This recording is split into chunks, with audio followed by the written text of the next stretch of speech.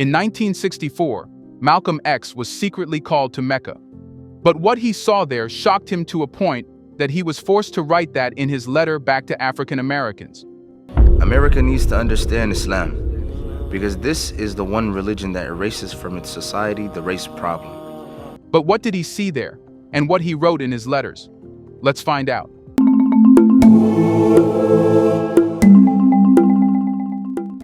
Malcolm X had spent years in the Nation of Islam, an organization that emphasized black pride, separation, and retribution. While it gave many black Americans dignity and self-worth during the worst years of Jim Crow, it also painted all white people as devils, a necessary overcorrection to centuries of white supremacy. But Mecca flipped the script. In his letter from Saudi Arabia, Malcolm wrote, "I have eaten from the same plate, drank from the same glass, and slept on the same rug while praying to the same God, with fellow Muslims whose eyes were the bluest of blue, whose hair was the blondest of blond." That wasn't just poetic, it was political. Here was a man who had once condemned white people as inherently evil, now breaking bread with white Muslims, not as a subordinate, but as an equal. Islam had accomplished something American democracy failed to do for centuries: dissolve racial categories without demanding people bleach their identities. Never have I witnessed such sincere hospitality and overwhelming spirit of true brotherhood as it is practiced by the people of all colors and races here in the ancient Holy Land, the home of Abraham, Muhammad, and all the other prophets of the Holy Scriptures. For the past week, I have been utterly speechless and spellbound by the graciousness I see displayed all around me by people of all colors. I have been blessed to visit the holy city of Mecca. I have made my 7 circuits around the Kaaba, led by a young mutawaf named Muhammad. I drank water from the well of Zamzam. I ran 7 times back and forth between the hills of Mount Safa and Marwa. I have prayed in the ancient city of Mina, and I have prayed on Mount Arafah. There were tens of thousands of pilgrims from all over the world. They were of all colors, from blue-eyed blonds to black-skinned Africans. But we were all participating in the same ritual, displaying a spirit of unity and brotherhood that my experiences in America had led me to believe never could exist between the white and the non-white. Malcolm wasn't saying Islam was a magic fix. He wasn't asking Americans to convert. He was asking them to observe. If a religion practiced halfway across the world could foster brotherhood between races, then maybe, just maybe, the problem wasn't race. It was America. What Islam showed Malcolm was a model, a different operating system, one that didn't calculate worth based on pigment, but on piety and principle. In Mecca, a poor African and a rich Arab could worship side by side, and neither had to prove they belonged. That kind of spiritual democracy was more radical than anything the US had ever tried. Throughout my travels in the Muslim world, I have met, talked to, and even eaten with people who in America would have been considered white. But the white attitude was removed from their minds by the religion of Islam. I have never before seen sincere and true brotherhood practiced by all colors together, irrespective of their color. You may be shocked by these words coming from me, but on this pilgrimage, what I have seen and experienced has forced me to rearrange much of my thought patterns previously held, and to toss aside some of my previous conclusions. This was not too difficult for me. Despite my firm convictions, I have always been a man who tries to face facts and to accept the reality of life as new experience and new knowledge unfolds it. I have always kept an open mind, which is necessary to the flexibility that must go hand in hand with every form of intelligent search for truth. During the past 11 days here in the Muslim world, I have eaten from the same plate, drunk from the same glass, and slept on the same bed or on the same rug, while praying to the same God with fellow Muslims, whose eyes were the bluest of blue, whose hair was the blondest of blond, and whose skin was the whitest of white. And in the words and in the actions and in the deeds of the white Muslims, I felt the same sincerity that I felt among the black African Muslims of Nigeria, Sudan, and Ghana. We were truly all the same brothers, because their belief in one God had removed the white from their minds, the white from their behavior, and the white from their attitude. I could see from this that perhaps if white Americans could accept the oneness of God, then perhaps too they could accept in reality the oneness of man, and cease to measure and hinder and harm others in terms of their differences in color. With racism plaguing America like an incurable cancer, The so-called Christian white American heart should be more receptive to a proven solution to such a destructive problem. Perhaps it could be in time to save America from imminent disaster, the same destruction brought upon Germany by racism that eventually destroyed the Germans themselves. Each hour here in the Holy Land enables me to have greater spiritual insight into what is happening in America between black and white. Here's a reminder to please like and share the video and subscribe to our channel to watch more videos on Black culture, history, civilization, and identity. Let's continue now. For the average observer, Hajj is a pilgrimage. But for Malcolm X, it was a spiritual earthquake. The sheer scale of the event stunned him. Millions of people, all stripped of national flags, caste systems, and fashion statements.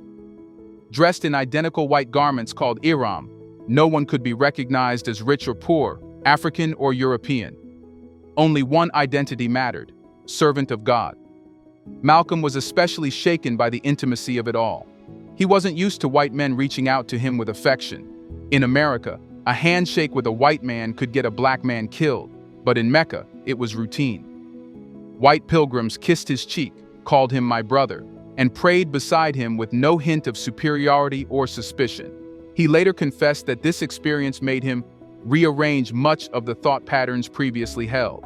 It didn't invalidate his previous fight against racism, it evolved it. He realized that not all white people were devils. The devils were those who used race as a weapon, who benefited from division, and who fed off black suffering. In Islam, he saw that those people existed, yes, but they weren't all white. Some were black, some were Arab, some were in suits, some were in robes. It was no longer a war of skin, it was a war of systems. And Hajj made that painfully clear. The American Negro can never be blamed for his racial animosities. He's only reacting to 400 years of the conscious racism of the American whites. But as racism leads America up the suicide path, I do believe, from the experiences that I've had with them, that the whites of the younger generation in the colleges and universities will see the handwriting on the walls, and many of them will turn to the spiritual path of truth, the only way left to America to ward off the disasters that racism inevitably must lead to. Never have I been so highly honored. Never have I been made to feel more humble and unworthy. Who would believe the blessings that have been heaped upon an American Negro? A few nights ago, a man who would be called in America a white man, a United Nations diplomat, an ambassador, a companion of kings, gave me his hotel suite, his bed. Never would I have even thought of dreaming that I would ever be the recipient of such honors. Honors that in America would have been bestowed upon a king, not a Negro. Now it's the time to address the elephant in the room, the constant accusation that he preached hate. Was he attacking white people? If you're not careful, he said, the newspapers will have you hating the people who are being oppressed and loving the people who are doing the oppressing. That one sentence tells you everything you need to know about how the system works. Whenever a black leader speaks out unapologetically, without bowing, without begging, the system slaps them with a label: angry, militant, divisive. But no one ever questions the system that made them angry. It's always the reaction, never the cause, that gets punished. When Malcolm said, if it sounds like hate, it's the white man accusing the accuser, he wasn't talking about all white people. He was talking about the structure, media, education, law enforcement, that flips the narrative. Suddenly, the man pointing out the fire is blamed for starting it. This isn't new. Dr. King was called an agitator. Mandela was labeled an insurgent. Even Jesus in his time was considered a radical threat. So when Malcolm refused to tone down his rhetoric, it wasn't because he hated anyone. It was because he had seen how love had been used to silence rage. He didn't want to be liked. He wanted to be heard. And he knew that soft words don't crack hard walls. Can point to any meaningful gain. Fighting racism wasn't just about marching or legislating. It was about deprogramming. Because hate isn't always taught in words. It's taught in silence. In the same way, history books ignore African empires. In the same way, news channels describe white shooters as troubled, but black ones as thugs. On the way, job applications filter out names like Jamal or Aisha before they're even opened. Who taught you to hate the texture of your hair? Who taught you to hate the color of your skin to such extent that you bleach to get like the white man? Who taught you to hate the shape of your nose and the shape of your lips? Who taught you to hate yourself from the top of your head to the soles of your feet? Who taught you to hate your own kind? Who taught you to hate the race that you belong to?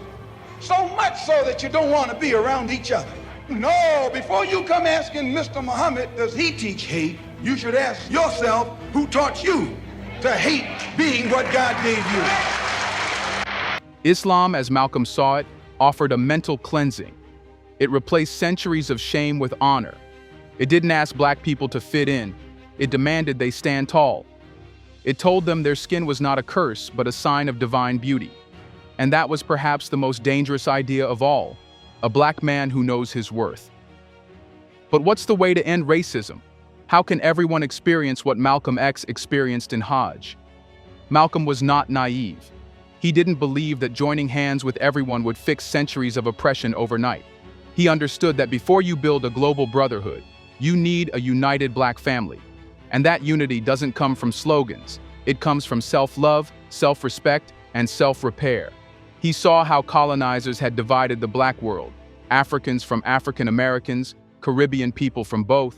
He saw how light-skinned blacks were used as buffers against dark-skinned ones. He saw how tribes, countries, and languages were weaponized to make us forget that we were once one people. So before talking about unity with other races, Malcolm demanded internal healing. He wanted black people to stop mimicking whiteness, stop competing with each other, and start building something of their own. Education systems, financial systems, moral systems, spiritual systems, systems where blackness wasn't tolerated. It was celebrated. Only then, he believed, could black people sit at the global table not as guests, but as hosts. So, Malcolm X's pilgrimage to Mecca didn't mellow him out. It refined him. It didn't strip away his fire. It sharpened it into a scalpel. Before Mecca, Malcolm X was already dangerous to the status quo. After Mecca, he was unstoppable, because he didn't just come back with stories of unity. He came back with proof. Proof that racial hatred wasn't inevitable, that it was a system, built, maintained, and enforced. And like any system, it could be broken. What changed wasn't his mission, it was his method. He returned to America not just as a revolutionary, but as a visionary. Black people wake up and become intellectually independent enough to think for themselves, as other humans are intellectually independent enough to think for themselves, then the black man will think like a black man, and he will feel for other black people. And this new thinking and feeling will cause black people to stick together. And then at that point, you'll have a situation where when you attack one black man, you are attacking all black men. And this type of black thinking will cause all black people to stick together. And this type of thinking also will bring an end to the brutality inflicted upon black people by white people. And it is the only thing that will bring an end to it. No federal court, state court, or city court will bring an end to it. It's something that the black man has to bring an end to himself. A man who had seen with his own eyes what true human brotherhood looked like. In the sacred lands of Islam, he stood shoulder to shoulder with people of every color, sharing food, prayer, and space. No one asked about his skin. No one feared him. No one hated him. And that reality broke something inside him. Not his anger, but his isolation. For the first time, he saw that the world didn't have to be like America. That racism wasn't a permanent scar, but a man-made wound. And if it was made by man, it could be undone by man, if we dared to tear out the rot. Malcolm didn't return with apologies. He returned with a clearer mind. He didn't come back to compromise with white supremacy. He came back with a global lens. Racism wasn't just America's sickness. It was a disease infecting every part of the modern world. But Hajj showed him what healing could look like. People united in a common purpose, stripped of class, color, and ego. That wasn't fantasy, it was a template. And when he spoke, he didn't preach hate. He exposed it.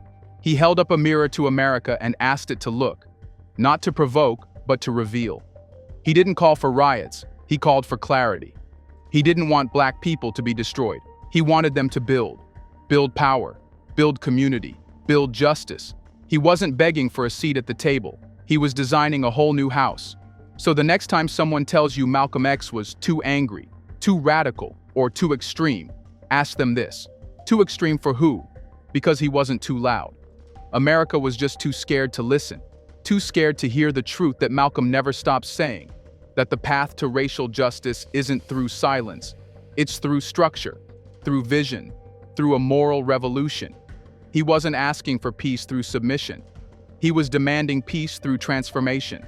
And he believed deeply that the way people behave during Hajj, in dignity, equality, and humility, shouldn't just happen once in a lifetime. It should be the way we live every single day. Do you think the West will ever follow this right path? Can the West be saved from racism? Let us know in the comments section. Why West acts so blind? Do you want to watch more videos like this one? If so, subscribe to our channel and press the bell icon next to it. We have decided to bring videos on something nobody talks about: the black culture, civilization, history, and evidence about how glorious blacks have been. Thanks for watching, and until the next video, stay tuned.